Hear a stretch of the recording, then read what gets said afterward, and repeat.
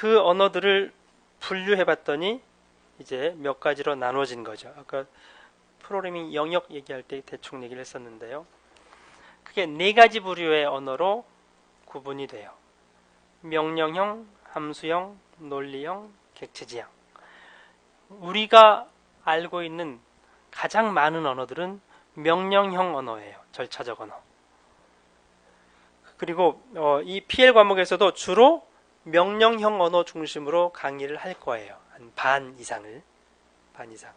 그다음에 중간고사 끝나고 나서 뒷부분에서는 이제 함수형, 논리형에 대해서 얘기를 할 거고요.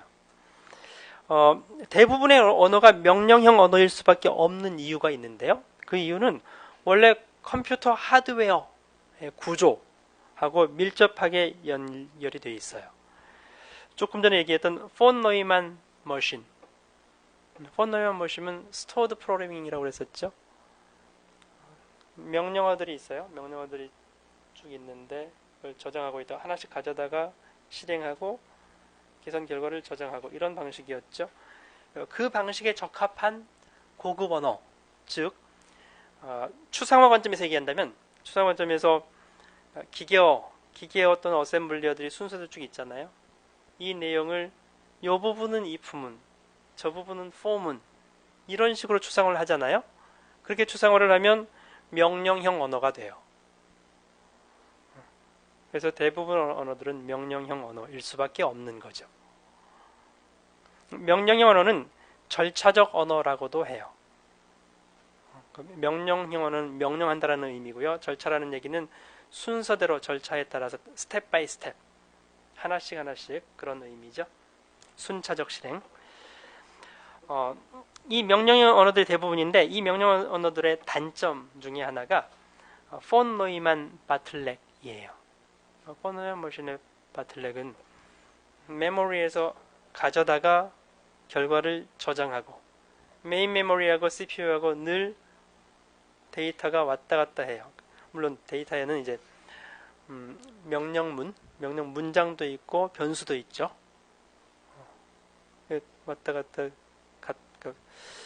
fetch, execution, store 이런 과정을 거쳐야 되는데 그러면 이제 CPU하고 메인 메모리 사이에 데이터 버스가 있죠. 데이터 버스 크기를 크게 하느냐 작게 하느냐에 따라서 데이터를 전송하는 속도에도 매우 큰 차이가 있는데 어쨌든 처리할 일이 많아지면 폰 노이만 바틀렉이 발생을 해요. 이 폰 노이만 바틀렉 문제를 해결하는 다른 방법은 뭐냐면 사실상 머신 인디펜던트한 거예요. 즉 CPU와 메인 메모리 데이터 버스라는 폰 노이만 아키텍처를 기본으로 깔고 그 다음에 프로그래밍을 하려고 하면 이 부분을 폰 노이만 바틀렉을 해소할 수가 없어요. 그래서 그럼 어떻게 해야 되느냐? 고급 언어를 개발할 때 폰 노이만 아키텍처를 무시하자라는 거죠. 폰 노이만 아키텍처를 무시한다는 얘기는 뭐냐면 기계어 어셈블리어를 무시하는 거예요. 아까 조금 전에 봤던 여기서 여기까지를 x는 x 더하기 3이라고 했어. 여기서 여기까지를 if문이라고 했어. for문이라고 했어. 이런 기계어들의 순서들이 있고 이것을 고급 언어로 추상화하자라는 그게 데이터 추상화, 프로세스 추상화였는데 그 부분을 무시해요. 무시하면 뭐가 되느냐? 폰 노이만 컴퓨터라는 하드웨어 구조를 무시하고 우리는 주어진 문제가 있으면 주어진 문제를 어떻게 풀 것이냐라는 그런 사람의 관점에서 접근을 해요. 기계 관점에서 접근하는 게 아니고 사람 관점에서. 그럼 사람에서 관점에서 접근했을 때 그러면 그걸 나중에 컴퓨터로 구현할 수 있어요? 그건 나중 얘기. 구현되고 안 되고는 나중 문제고 일단 문제가 주어지면 즉 알파고 보다 조금 단순화시켜서 체스 프로그램을 자동으로 두는 인공지능 프로그램 그런 체스를 자동으로 두는 프로그램을 개발하는데 이 폰 노이만 아키텍처, 기존의 컴퓨터 구조를 무시하고 이걸 기계적으로 기술할 수 있는, 알고리즘 기술할 수 있는 방법을 기술하자라는 거죠. 근데 모호하거나 이러면 안 돼요. 왜? 기계적으로 처리할 수 있는 형태로만 기술한다면, 그 다음에 이걸 컴퓨터로 구현하는 문제는 나중에 구현하는 연구를 통해서 구현하면 되지 뭐. 그래서 체스 프로그램, 알파고 같은 바둑 자동으로 도는 프로그램을 알고리즘만 가장 잘 기술할 수 있는, 편리하게 살 수 있는 그런 고급 언어를 만들자라는 게 인공지능 분야의 프로그래밍 언어예요. 그게 함수형 언어로 나타났고요. 함수형 언어 쪽은 미국 MIT 중심으로 인공지능 연구하는 사람들이 새롭게 만든 언어죠. 인공지능용 언어. 그 다음에 유럽 쪽에 프랑스, 영국의 학자들이 개발한 인공지능 언어는 논리형 언어예요. 둘 다 목적은 똑같아요. 인공지능 프로그래밍에 적합한 언어. 머신 인디펜던트. 폰 노이만 머신하고 아무 상관없어. 그래서 언어를 개발을 했고요. 그 다음에 언어를 개발하면서 실제 이제 컴파일러 또는 인터프리터를 개발해야 되죠. 그건 이제 그 뒤에 실제 만들어졌으니까요. 그래서 이제 함수형 언어하고 논리형 언어는 예전의 명령형 언어하고는 전혀 다른 모습이에요. 그러니까 다시 명령형 언어가 10개가 있든 30개가 있든 100개가 있든 한 개만 알면 다른 언어는 쉽게 배울 수 있어요. 다 비슷비슷해요. 명령형 언어 여러분들 파이썬하고 C, 자바 배울 때 기본적으로 데이터 타입이 있어요. int, char, float. 입출력문하고 if문, 반복문. 그 정도예요. 그 다음에 함수 만드는 방법. 명령형 언어는 10개든 100개든 1000개든 다 그런 스타일이에요. 그러면 하나만 알면 다른 건 쉽게 배울 수 있다는 거죠. 근데 함수형 논리형 언어는 완전 달라요. 전혀 같은 게 없어요. 명령형 언어하고. 그래서 리습하고 프롤로그 논리형 언어는 기존의 명령형 언어하고 전혀 다른 형태다. 그래서 이 부분에 대한 얘기는 중간고사 이후에 할 거고요. 그럼 함수형 언어는 함수의 평가 및 호출 방법에 관한 거예요. 특징 중에 하나가 변수 없어요. 배정문, 치환문. 아까 x는 x 더하기 3, i는 0 없어요. 반복문, for문, while문 없어요. 그러면 치환문도 없고 반복문도 없는 조건문은 있어요. 조건문이 있는데 하여튼 반복문이 없어요. 이거 없으면서 어떻게 코딩이 가능하냐라는 거죠. 근데 명령형 언어하고 전혀 다른 형태로 코딩을 하죠. 일단 반복문은 for문이 없는 대신에 recursion이 있어요. recursion. 여러분들 팩토리얼 구할 때 n 팩토리얼 구하려면 for문 써가지고 1 곱하기 2 곱하기 n for문 한번 돌리면 될 수 있죠. 그렇게 안 하고 recursion을 쓰면은 팩트를 n 팩트는 n 곱하기 n-1 팩트 recursion을 쓸 수 있잖아요. recursion 함수. 그래서 반복문 대신 recursion으로 구현할 수 있죠. 변수와 치환문이 없으면 그러면 순서대로 처리를 할 수가 없어요. x는 100, y는 200, z는 x 더하기 y 이렇게 해야 되잖아요. 근데 이 치환문이 없다는 거죠. 그러면 순서대로 처리하는 게 아니에요. 순서대로 처리하지 않으면 함수 콜을 순서대로 해요. 함수 콜. x는 100을 어사인하는 함수 뒤에 같은 함수를 적용해서 y를 더하는. 하여튼 함수콜의 의미는 뭐하고 똑같냐면요. 여러분들은 객체지형 언어에서 함수콜 형태를 이미 사용하고 있어요. 객체지형 언어에서는 코딩 방식이 메서드 호출이에요. A. B. C. D 이렇게 하죠. 그러면 D라는 메서드가 호출돼요. 결과가 C로 넘어가요. C 메서드 실행해요. 그걸 B가 실행을 해요. 그 다음에 A 거꾸로 이렇게 실행하죠. 그런 방식이에요. 그래서 객체지형 언어에서는 메서드라고 하고 있고요. 함수형 언어에서는 함수라고 하죠. 즉 함수형 언어는 이거예요. 함수를 순서대로 콜하는 거죠.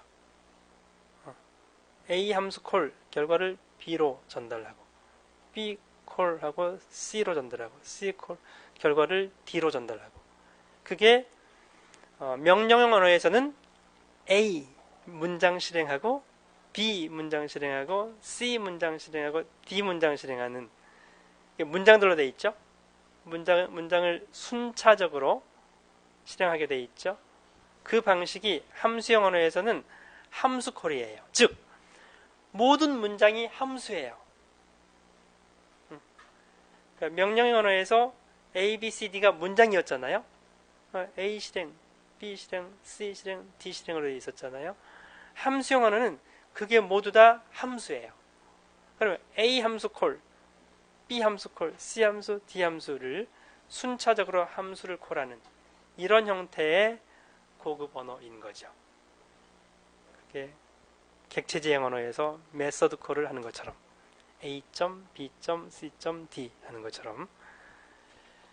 그러면 함수형 언어에서 정말로 변수하고 배정문이 없느냐? 그러면 불편해요. 함수형 언어의 개념에는 없어요. 즉 순수한 함수형 언어에는 없어요. 근데 이 순차적으로 실행하는 기능이 없으면 불편하기 때문에 실제로 우리가 사용하는 함수형 언어들은 혼합형이에요. 명령형 플러스 함수형 두 가지로 혼합해서 쓰는 거죠. 우리는 편하게 쓰는 게 목적이지 나 순수하게 함수형 언어로 코딩만 할 거야 이게 목적이 아니거든요. 그래서 실제로는 이제 혼합형이지만 원래 함수형 언어의 출발은 순수한 함수형 언어는 이렇다는 거죠. 다음에 논리형 언어는 마찬가지 함수형 언어처럼 인공지능 문제를 풀기 위한 방법인데 방법론이 달라요. 함수형 언어는 함수평가 호출, 리커시브 함수 이것을 기반으로 해서 개발된 언어고요. 논리형 언어는 기호논리학, predicate logic을 기반으로 해서 만들어진 언어예요. 그리고 선언적 언어라고도 해요. declarative language. 선언적 언어. 구체적인 예는 뒤에서 다시 얘기할 텐데요. 간략하게 말씀드리면 조금 전에 n 팩토리얼 구하는 것을 명령형 언어 폼문 돌리는 방법, 그다음에 함수형 언어 리커시브 함수라는 방법 얘기를 했었죠. 논리형 언어 declarative language로 하는 방법은 어떤 방법이냐면 선언하는 거예요. 0 팩토리얼의 답은 0이다. 1인가요? 0 팩토리얼. 빼고 1 팩토리얼. 1 팩토리얼의 결과는 1이다라고 선언해요. 그 다음에 그럼 n 팩토리얼의 답은 뭐라고 선언하냐면 n 팩토리얼 답은 n 곱하기 n-1 팩토리얼이다 라고 선언을 해요. 조금 전에 리커시브 함수하고 무슨 차이가 있나요? 리커시브 함수에서는 if문을 이용해서 하나의 함수예요. 하나의 함수로 되어 있는데 여기 디클레러티브에서는 두 가지가 완전히 독립되어 있어요. 그러니까 1 팩토리얼은 답이 1이다 라고 선언하는 거예요. 이거하고 n 팩토리얼 선언하고 독립적이에요. 그 차이만 있어요. 이제 구체적인 것은 나중에 얘기를 하기로 하고요. 여튼 그래서 이제 이 컴퓨테이션 방법, 이걸 컴퓨팅 패러다임이라고 하는데 세 가지의 차이점을 말씀드렸고요. 객체지향 언어는 여러분들이 많이 배웠을 텐데 객체지향 언어는 또 조금 달라요. 탄생하게 된 동기가. 객체지향 언어는 객체지향 언어가 왜 만들어졌어요? 여러분들 객체지향 언어를 왜 사용하나요? C++, 자바? 그냥 그거 쓰면 좋다고 그래서 사용해왔겠죠? 근데 객체지향 언어가 등장하게 된 동기는 소프트웨어 라인 수가 너무 많아져서예요. 옛날에는 라인 수가 그렇게 길지 않았거든요. 근데 갈수록 라인 수가 많아져요. 10만 라인, 50만 라인, 100만 라인, 500만 라인 이렇게 많아져요. 그러면 관리가 안 돼요. 예를 들어 옛날 객체적 언어가 없을 때는 C 언어로 프로그램 짰었죠. C 언어를 한번 잘 생각해 보세요. C 언어 특징이 뭐예요? C 언어는 함수들만 나열하면 돼요. 함수. 함수가 너무 많아져. 그러면 파일을 나누죠. A.C에다가 함수 여러 개를 작성했어. 프로그램 짰어. 함수 개수가 20개, 30개, 50개 넘어가네? 그럼 어떻게 해요? 쪼개요. B.C. 또 더 말하면 또 C.C. 파일 쪼개는 거죠. 어쨌든 C 언어는 매우 단순한 언어예요. 구조가. 함수들만 나열하면 돼요. 그 다음에 메인 함수 하나 있으면 돼. 그럼 메인 함수에서 콜하는 함수들을 계속 실행만 해주는 거지. 매우 심플해요. 그리고 함수가 100개, 200개 많아지면 그럼 네가 파일을 또 따로 만들어.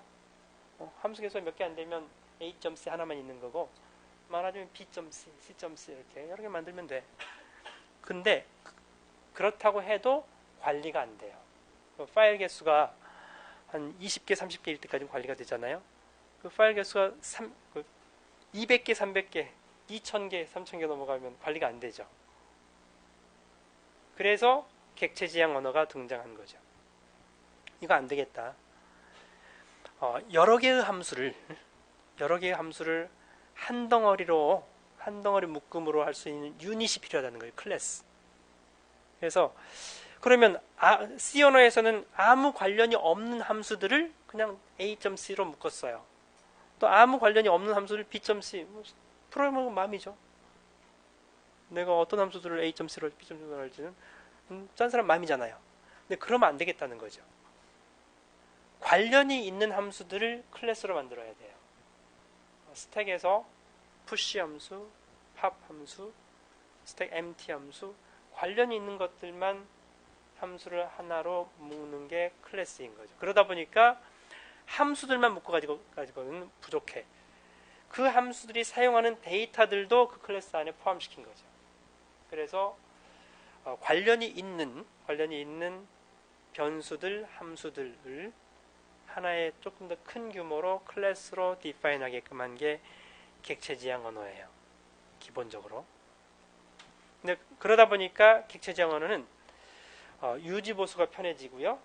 그 다음에 프로그램을 한번 짜놓으면 그 부분 내가 소팅할 일이 있어. 소팅 클래스를 만들어놔서 그럼 그 클래스는 그대로 이렇게 빼오기가 편해요. 그래서 이제 여튼 객체지향 언어는 탄생 배경이 또 다르다는 거죠. 라인 수가 너무 많아져서 디버깅 하려면 어디를 찾아가야 될지 몰라. 10만 라인, 50만 라인에서. 그러면 아예 코딩하는 사람이 여기는 소팅 부분이야. 여기는 뭐 입출력하는 부분이야. 그 부분만 자연스럽게 쉽게 찾아갈 수 있으니까 유지보수, 디버깅 이런 점들이 매우 수월해지고 소프트웨어 재사용 이미 만들어 놓은 걸 다시 띄워내기 편하고 모듈화하기 이런 관점에서 객체지향 언어가 만들어졌다는 거죠. 근데 이제 객체지향 언어가 또 단점도 있긴 해요. 초기에 생각하고 좀 많이 달라져서 그래서 이제 요즘은 다시 또 객체지향 언어가 필요한가라는 그런 얘기를 하는 사람들도 있긴 하죠. 예, 그래서 네 가지 언어의 패러다임에 대한 얘기를 했고요. 이 부분 정리한 거네요. 마지막으로 언어 정의 1.5에 대해서 고급 언어를 정의한다는 건 뭐냐? 각 고급 언어들을 모호하지 않게 정의하는 정확한 형식이 필요해요. 그래서 우리는 구문론하고 의미론으로 나누어서 생각할 수 있는데요.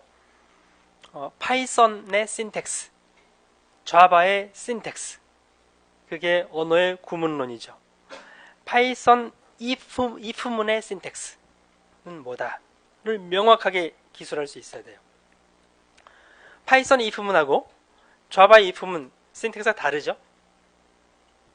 다르다라는 것을 기록으로, 글로 남겨놓을 수 있는 방법이 이제 언어학 쪽에서 컨텍스트 프리 그래머, 또 이제 컴퓨터 하는 사람들이 BNF, EBNF, 또 구문 다이어그램, 이런 형식을 이용해서 언어를 기술해요.